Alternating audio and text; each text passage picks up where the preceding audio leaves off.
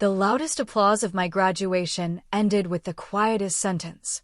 As I reached for my diploma, my stepmother leaned close enough that only I could hear her. "Don't enjoy this too much. Today was never meant to be about you."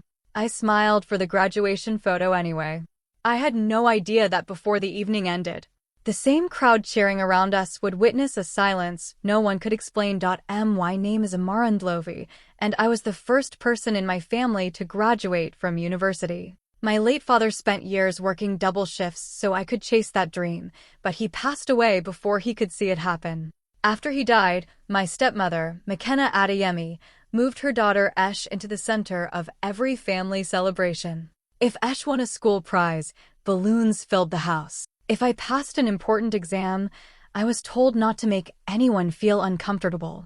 Over time, I stopped expecting praise. I only wanted one peaceful graduation day. That wasn't too much to ask, or so I believed. Graduation morning was supposed to be one of the happiest days of my life. I woke up early, put on my graduation gown, and looked at myself in the mirror with a smile. I had worked for years to reach this moment. I remembered all the long nights of studying, the difficult exams, and every challenge I had overcome. Today was finally the day I would receive my university diploma. When I arrived at the campus, everything felt perfect. My friends ran toward me with flowers, hugs, and big smiles. My professors congratulated me and told me how proud they were of my hard work. Even relatives who lived far away had traveled across the country just to celebrate with me. For a little while, I truly believed this day would be filled with nothing but happiness. Then my family arrived. The feeling changed almost immediately. My stepmother, McKenna, didn't even congratulate me. She walked past me as if I were just another guest. Instead, she proudly stood beside my stepsister, Esh, and introduced her to everyone they met. "This is my daughter," she said with a big smile. "She will become the future lawyer of our family." People looked at Esh, then looked at me with confused faces. A few even congratulated her by mistake, believing she was the graduate. I forced myself to laugh because I didn't want to embarrass anyone, but it kept happening again and again. Every new person heard the same introduction. Before the graduation ceremony had even started, I realized my biggest day was no longer about me. Someone was quietly turning my own celebration into a stage for someone else. After the graduation ceremony ended, everyone walked to the university ballroom for the celebration. More than 230 guests filled the large hall. Round tables were covered with beautiful decorations, and people were laughing, talking, and taking photos together. It was supposed to be a joyful evening where graduates celebrated years of hard work with the people they loved. I thought things would finally become normal. I hoped everyone would simply enjoy the moment and let me celebrate the biggest achievement of my life. My classmates came over one by one.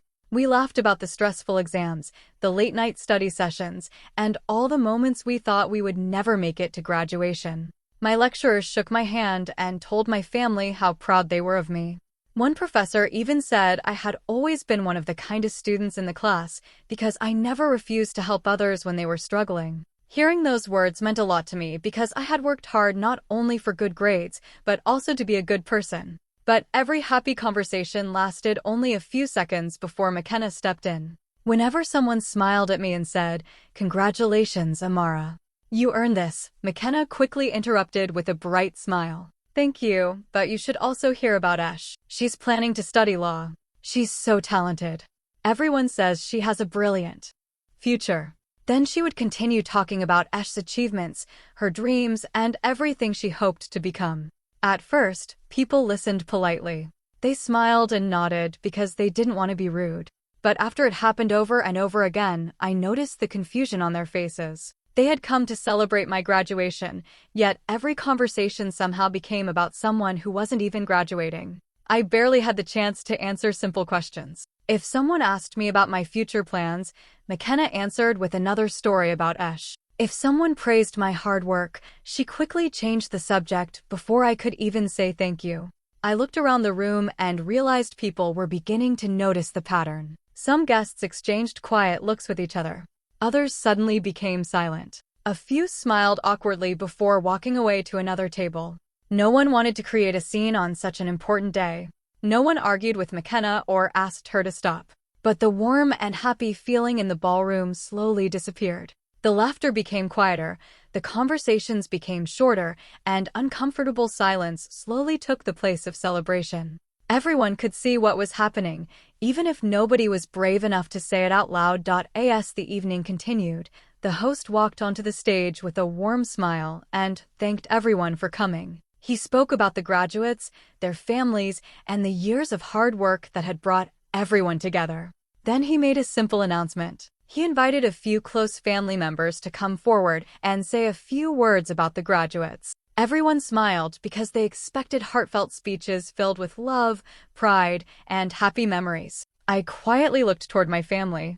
Even after everything that had happened that day, a small part of me still hoped my stepmother would finally say something kind. McKenna stood up confidently and walked to the stage. She adjusted the microphone and smiled at the guests as if she had been waiting for this moment all evening. She began talking about how difficult it was to raise children and how much parents sacrifice for their families. She spoke about hard work, success, and the importance of making good choices in life. Many people nodded politely as they listened. At first, her words sounded thoughtful and respectful. Then she slowly turned her head toward Esh and smiled proudly. "Some children are born to make you proud," she said as she looked directly at her daughter.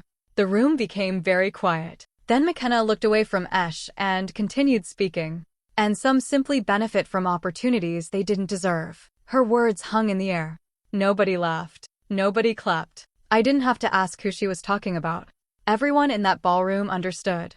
I felt my heart sink as hundreds of eyes slowly turned toward me. Some people looked shocked. Others looked down at their tables because they didn't know where else to look. A few guests stared at McKenna as if they couldn't believe she had said those words during a graduation celebration. I stood completely still, trying to keep my face calm. My hands were shaking, but I refused to cry in front of everyone. This was supposed to be the happiest day of my life, yet I had become the target of a public insult. For the first time in my life, my humiliation wasn't hidden behind closed doors. It wasn't whispered inside the house where only family could hear it. More than 230 people had witnessed it together, and the joyful celebration that had filled the ballroom only moments earlier disappeared into complete silence. I couldn't stay inside the ballroom any longer.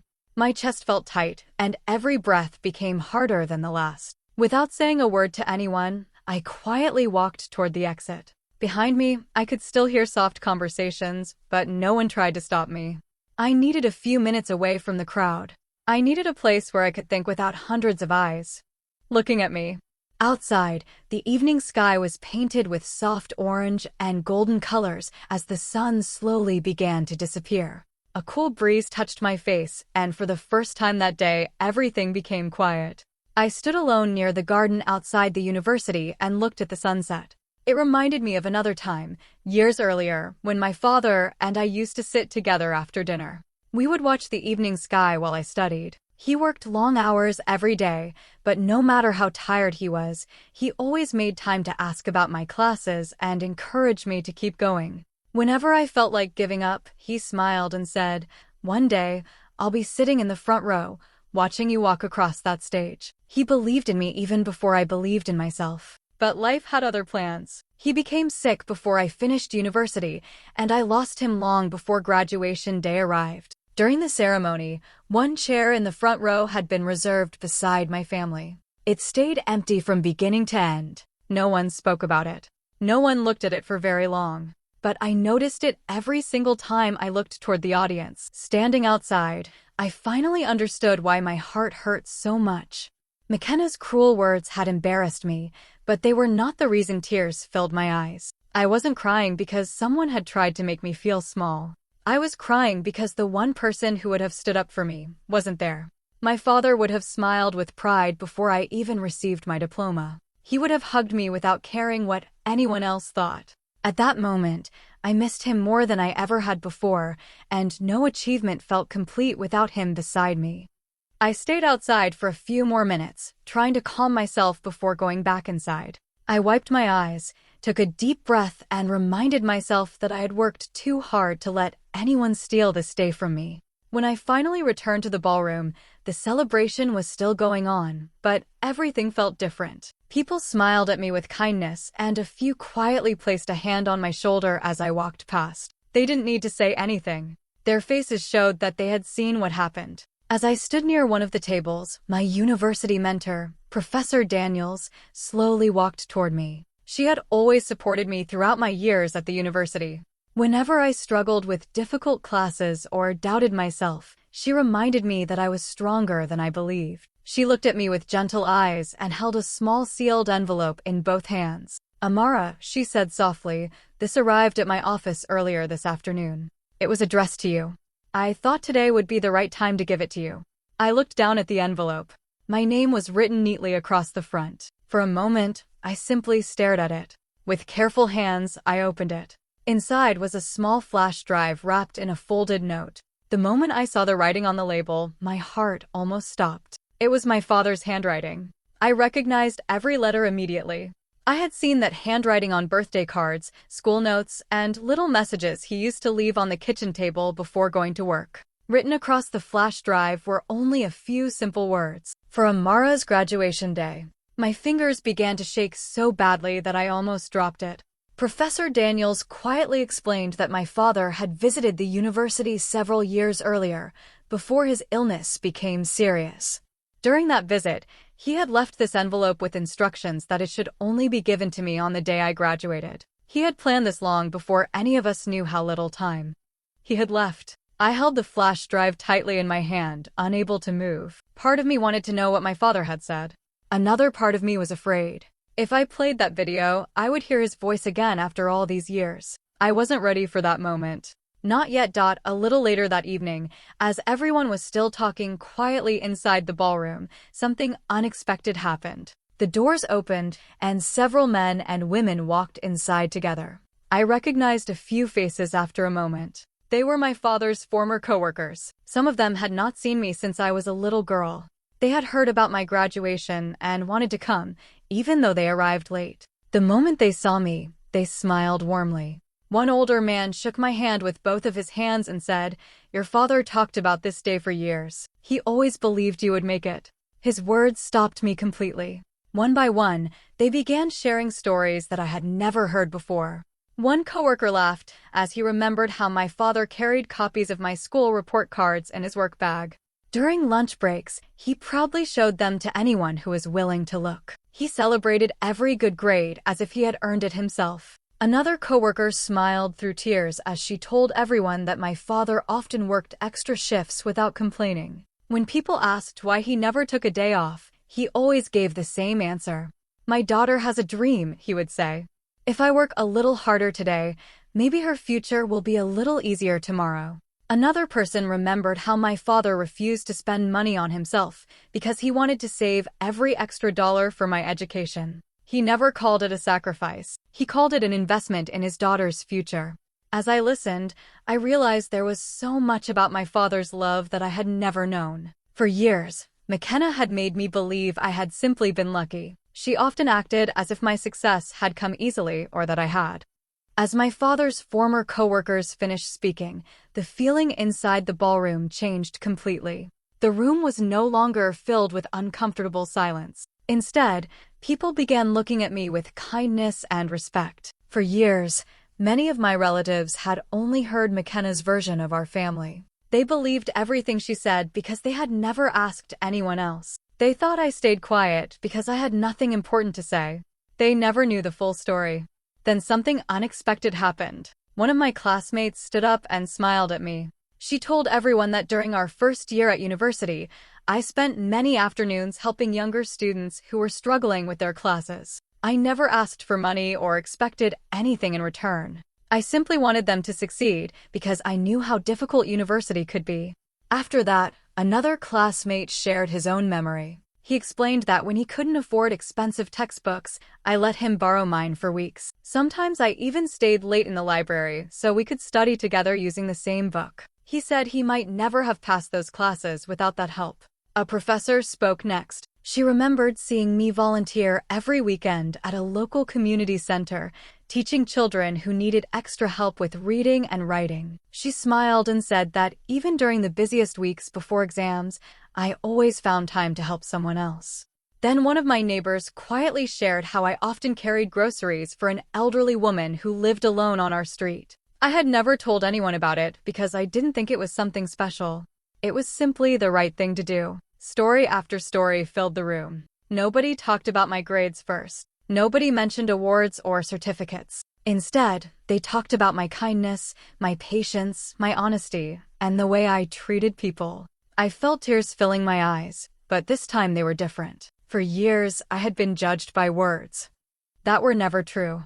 But now, people were speaking from their own experiences. They had seen my actions with their own eyes. For the first time in my life, the room was not seeing the person McKenna had described for years. They were finally seeing the woman I had worked so hard to become.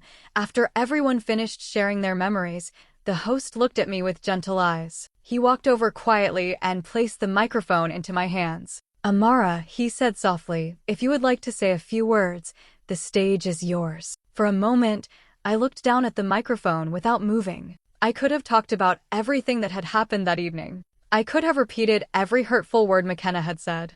I could have defended myself in front of all 230 guests.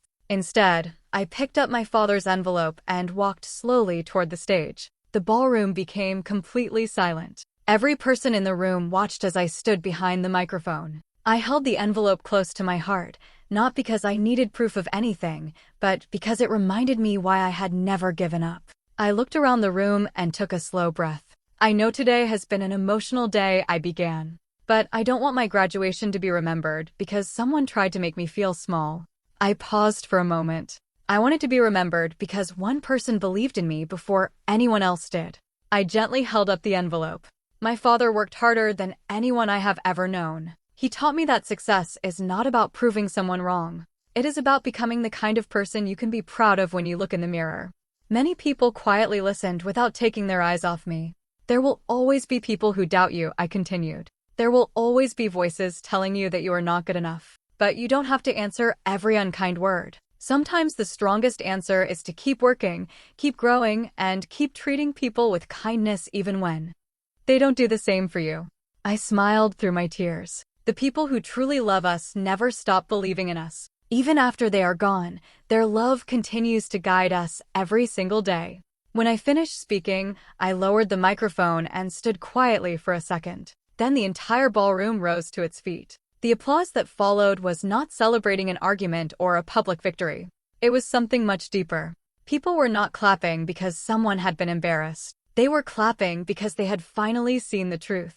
And the truth had never needed to shout to be heard. A few months after graduation, my life began to move in a new direction. I accepted my first professional job, and every day brought new responsibilities and new opportunities to learn. The first weeks were challenging, but I enjoyed every moment because I knew I had earned my place through years of hard work. Every morning, I remembered the promise I had made to my father, to never give up, no matter how difficult life became. That promise gave me strength whenever I faced problems. As time passed, my life became busier. I focused on my career, met wonderful people at work, and slowly built the future I had dreamed about for so many years. The painful memories from graduation did not disappear overnight, but they no longer controlled my thoughts. Instead of carrying anger with me every day, I chose to focus on the life I was creating. Little by little, peace replaced the hurt I had carried for so long. My relationship with McKenna never became warm or close. We were polite whenever we met at family gatherings, but nothing was the same as before. We didn't have long conversations, and we never spoke about what happened at my graduation. Surprisingly, we didn't need to. Something had already changed. After that evening, McKenna stopped interrupting people whenever they congratulated me. She no longer tried to turn every conversation toward Ash whenever someone mentioned my achievements. If relatives asked about my work, she quietly listened instead of changing the subject. If friends celebrated one of my successes, she simply nodded without trying to make someone else the center of attention. Nobody argued with her. Nobody demanded that she apologize. Nobody forced her to behave differently. The difference came because everyone who had attended my graduation had seen the truth with their own eyes. They had heard my father's friends speak. They had listened to my professors, classmates, and neighbors share their own experiences. They no longer depended on one person's version of the story. Family gatherings slowly became peaceful again. Relatives treated me with respect, not because of my job title or my university degree, but because they had come to know my character for themselves. They had watched how I handled pain without becoming cruel. They had seen that I answered kindness with kindness, even when it wasn't returned. That experience taught me one of the greatest lessons of my life. Real respect cannot be won by shouting louder than someone else. It cannot be forced through arguments or angry words. It grows quietly over time, when people continue to see honesty, patience, and good character again and again.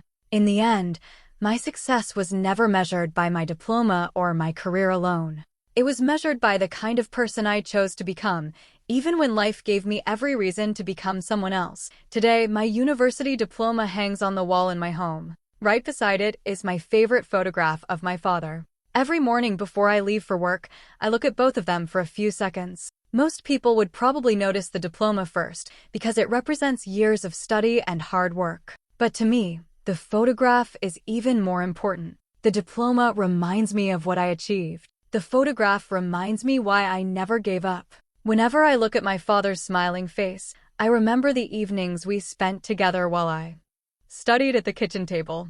I remember how tired he was after working long hours, yet he still found time to encourage me. He never cared about being praised. He only wanted me to have a better future than he had.